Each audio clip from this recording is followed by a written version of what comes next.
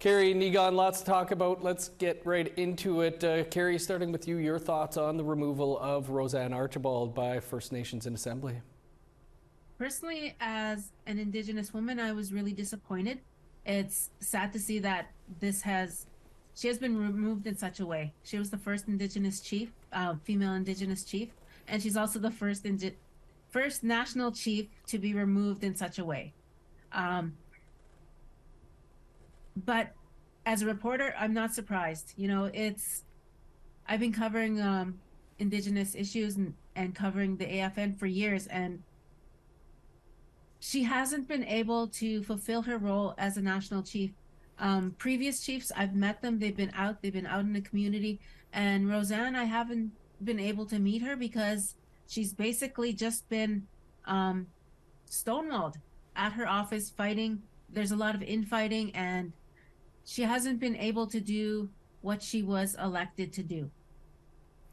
Negon, your thoughts? Was this all about the human resources investigation? That's a good question. I mean, certainly there's a real, if you were just to look at the facts, there would be a big issue around the human resource investigation. Certainly there are lots of reasons to discipline former National Chief Archibald. But, your first question, I think, was really important. We should address that when we talk about the chiefs in assembly, I mean, we were talking about only about a third that participated in this special meeting. And of that, about a fifth, about 163 votes out of 640 that actually voted to remove her. And so there is a very small constituency that participated in this. The human resources investigation came up because of the really hard questions that she was asking involving the previous national chief, Perry Bellegarde, and his appointees, his staff, and then also some of the conduct of the regional chiefs. Those are questions that are not going to be answered now. The forensic audit that she's been calling for is probably not going to come to fruition because she's been blocked time and time again from hiring lawyers to investigate the allegations that she was making. All of those conduct involving human resources were surrounding the questions that she was asking of staff members. It was called bullying, it was called retribution, it was called intimidation. But the fact is, now we will get none of those answers. And so that's a real problem. And I think that leaves a big black mark on this. The AFN is not healthier as a result of this. In fact, it's probably worse than ever in terms of the issues around the infighting, around RoseAnne Archibald's reign, Perry Bellegarde's reign, and then in the middle is these regional chiefs who have a very small constituency that they represent, and they will now be heading up the organization as a whole. Carrie, I'm sure you've heard some of this, and Negon too, but some of the chiefs we've spoke to say these internal politics are taking up too much time and resources while people are quite literally dying in the streets and on First Nations. Do you think they're right to raise those concerns? They're absolutely right. We just have to look at the statistics and the numbers, and we have so many issues that need to be addressed that aren't being addressed. The AFN was created to become a national voice, a united voice, pushing forth the agenda that is of concern of all First Nations.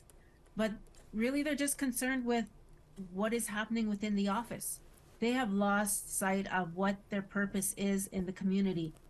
They're losing support from the grassroots community.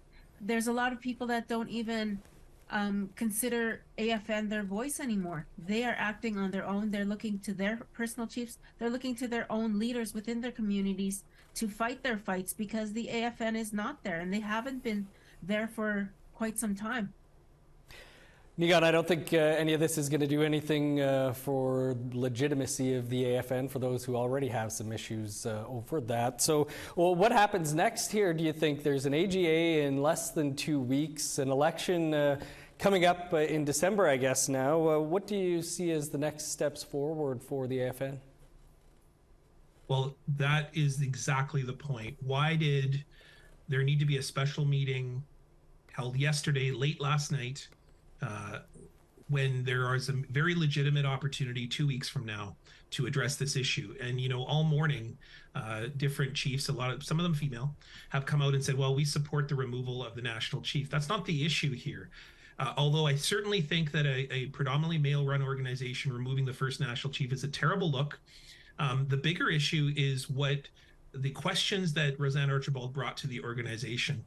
Everyday First Nations people are not impacted by the AFN because it isn't a government, it's a lobby group that represents chiefs' interests for the government. The problem is, of course, that the federal government treats the AFN like a consultative body, and that does impact the lives of First Nations people. So what's going to happen now is the regional chiefs are going to nominate and vote in probably someone who's very supportive of their interests. That's going to then run the gamut for the next few months. If there is a election this year, it will probably be dominated by a lot of voices that will be very supportive of the regional chief. There may be a few discussions around the questions that RoseAnne Archibald brought up, but for the most part, that constituency's been told, don't ask those questions. You will be punished. And then for the most part, this human resource investigation, all of that will go away.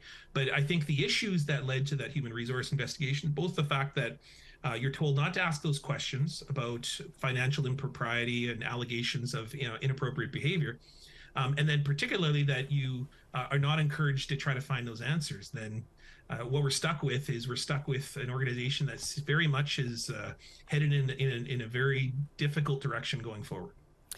And about a 6-month-long election cycle. Kerry and Egon, we'll have to leave you there, but appreciate you both being here as always.